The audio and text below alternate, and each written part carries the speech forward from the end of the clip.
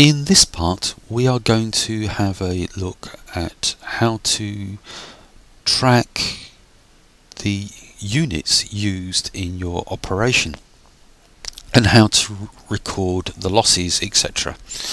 We're going to do this entirely within Combat Mission. We're not going to use any spreadsheets or anything. And the way we're going to do it is similar in principle to the way the campaigns work within the game, in that you have a scenario which contains all the core units which you import, and it's used by the campaign to adjust losses, etc., and keep track of everything. It's not going to be automatic, it is going to be manual.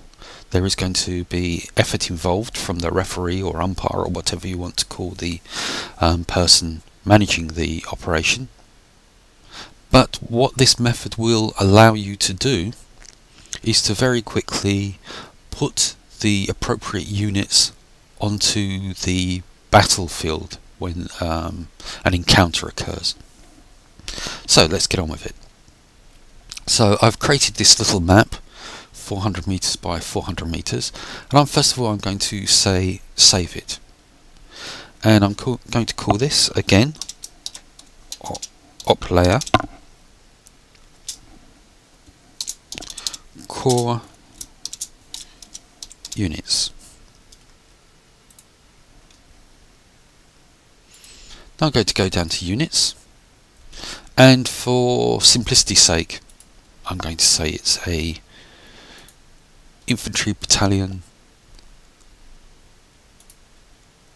versus a grenadier battalion. Now obviously you can add other units, etc., to whatever you want, set up all of this detail down here. So at this stage again I'm going to save it. So now we have our file. Now obviously the separate players, and this depends on the fog of war that you want to apply. The separate players want to see what their forces are. They want to know what they've got, where they are on the map, and where they can move them, essentially. So now we need to then save this again. So if we op layer core units, we'll call this one, and we'll call this one allies.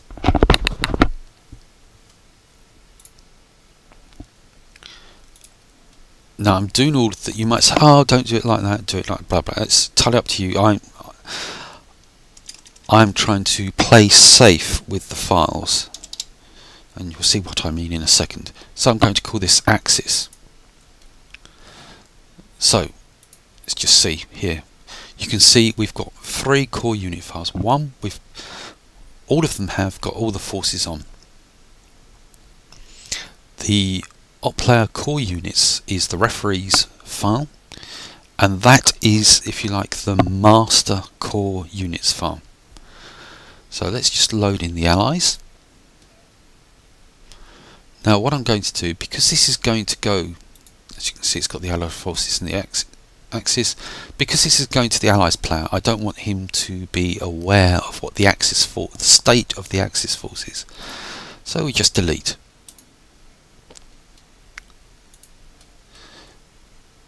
Save, and now for this turn, the first turn it will be, if you're just starting, or it could be turn 4, turn 5, we have got the allies file. So we do the same for the axis, and again we just highlight the allied, get rid of it, save the axis file, and we're done. And we can then send the axis file over to the axis player and the allies file over to the allied player, and they can see what their forces are, make up their decisions looking at the map, and send it all back, all the information back to the referee.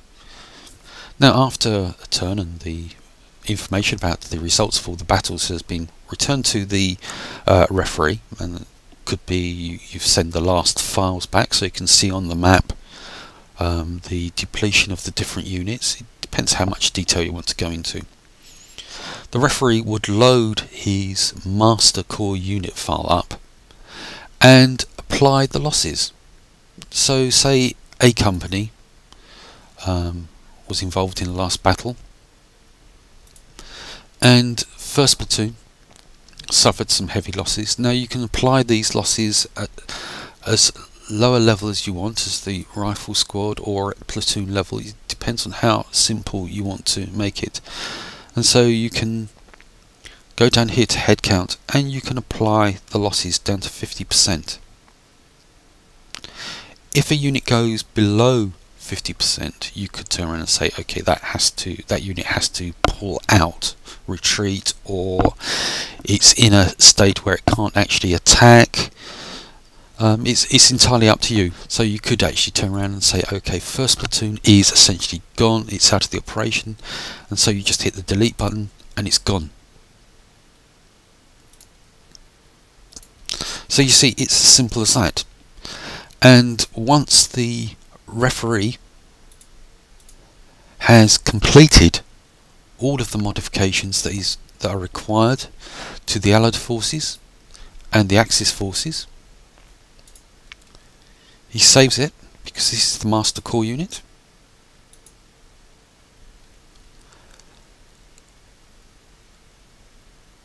And then what he wants to do is, again,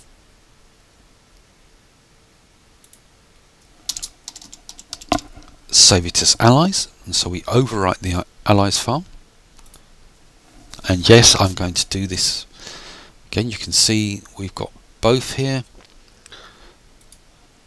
So I get rid of the Axis player one, so I've still got the allies, and I just save the allies and send this off to the allied player so he can see the forces that he's got. Now the next simple thing to do is, how do we apply the forces to the battle? So we've already created the battle map, and it's the one I'm going to use, B3. A battle is going to occur in B3, and it's going to be between A company of the Allied forces and B company of the Axis forces. I'm not going to worry about who's defending and who's attacking. I'm just going to show you the principles neatly and quickly here.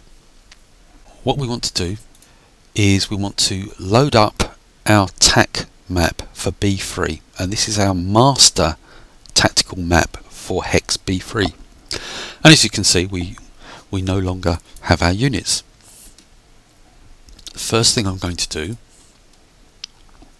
is I'm going to save it, but I'm going to add a little bit to the end, and I'm going to say that this is turn 4, so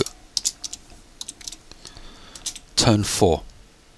And this is so that I don't end up with a mess. In turn 5, when I do this again, I can just pull in the yacht player attack map B3 and apply this again. I don't have to worry. And also it keeps a history of all the battles that have occurred during your operation. Now we need to add the units in, and the way we do this is quite simple. You can see down here we've got import campaign units. So press the button here and we come up with this little dialog box. And this is all to do with do you want to import the units from core units, blah blah blah. Now you're probably thinking at this stage, well, why do I need a master core units? Why don't I just have an allied one and an Axis one and import both those individually? Well, if you did that, you'd only get the one set of units. You need the master core units file to get both. Continue, and we want the op player core units, and we've got them, and here they are. Now, as we said, it's going to be say the first company. I can't remember what I actually said, but let's say on the Axis side it's going to be second company, so we delete these two and we delete number 1 company and start going through, and we've got second company for the Axis forces. Now in some circumstances you might end up with units on here that you don't want involved but you can't delete, and the simple way of handling that is that you have a little spot somewhere on the map at least, that is an exit zone, and you can actually, as the referee, place those units on the exit zone. It mustn't be in a setup zone, because then the player would be able to move them around. It must be an exit zone on its own, and once you place them there, they will just disappear on the first turn. And in actual fact, you might want to consider on all your maps to have the retreating edges that you like as exit zones for the player, so he could pull his troops out, or if morale is so low and they start to retreat or whatever, they run away and run onto the exit zones.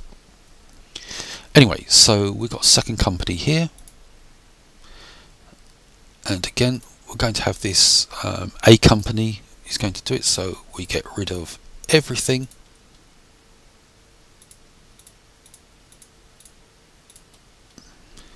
And there we have it. We have the forces for our battle. And let's just show you the map to prove where we are.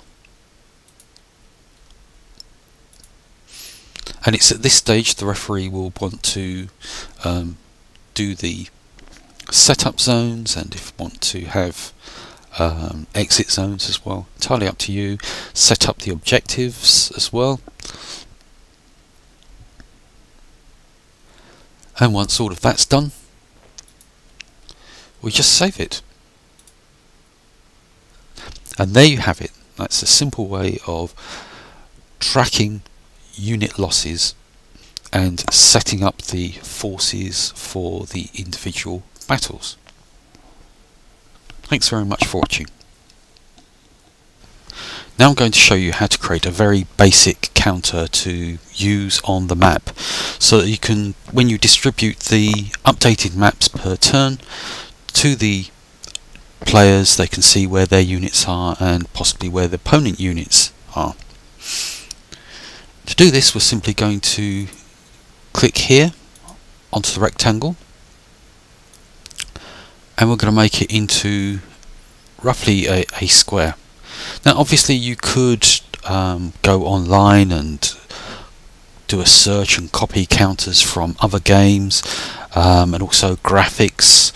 If you typed in World War II military silhouettes, lots would come up and you can actually use those, but because I don't want to infringe any copyrights at all in this video, I'm just going to do a very crude basic counter here. So this is going to be an allied one, and I've got the outline here, but I want the inside to be green, so I click on second colour and I'm going to make it this dark green, and hopefully, and so if I hit solid colour, there we go. Okay, so the next step I'm going to do is hit the zoom, getting close. Now I'm going to hit select and go roughly into the corner.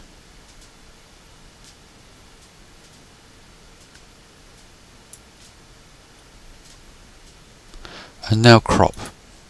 So that effectively fills the whole screen. Now I'm going to save this as a master counter or template counter.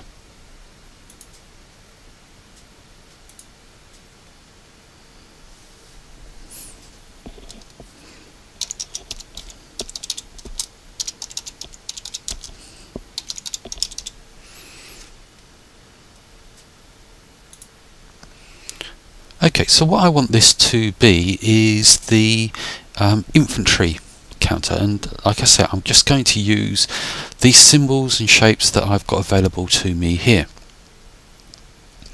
And for want of anything else, I'm going to hit the 5-pointed star.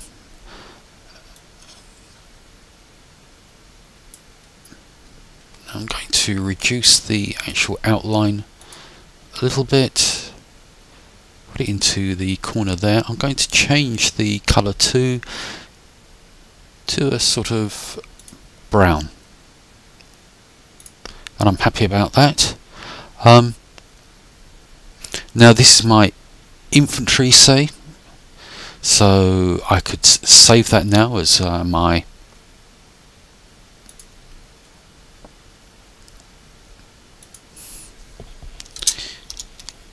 infantry one. Obviously use your own symbols or whatever, this is just a crude representation.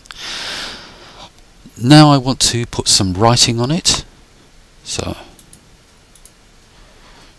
use this.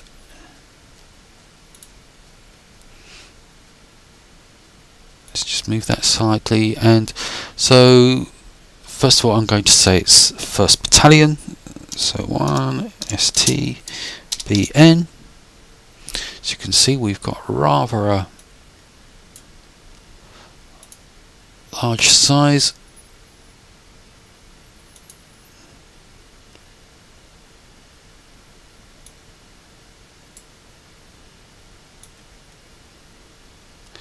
And it's still too big.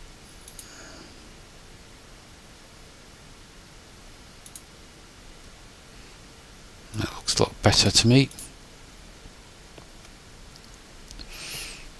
And then I want a following one, just to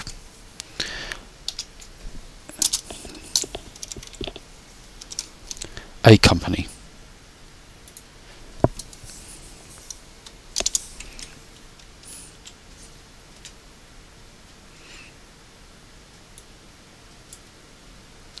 Obviously you can do this as you want, and as I said, you could go online and pick up some silhouettes, etc. So this is just a crude representation I've got. So I'm now going to save it.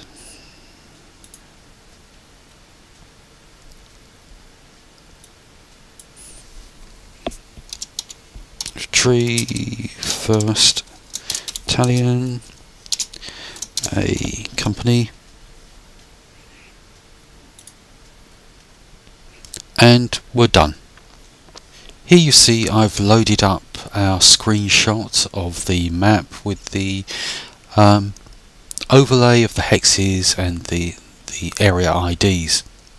Now obviously you can crop this just to have the map itself, or you can clear this piece up here using the paint and the brushes and use it for some other pieces of information.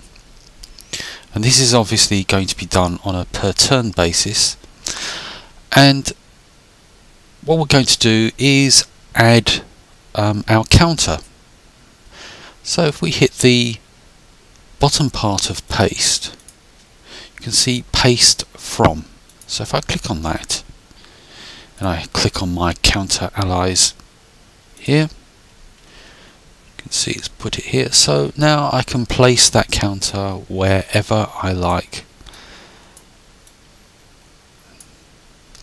Then if I just left click somewhere else, that's it, it's done, it's fixed there. Obviously something like paint is very basic in that respect. It's not like, say, Photoshop, where you've got different layers and you can move the layers around. Well, as far as I'm aware, you can't.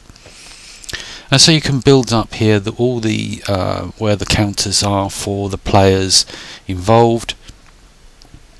And once it's all done, you just save the whole thing. Say it's op layer map and the turn number, and say it's turn 4 again,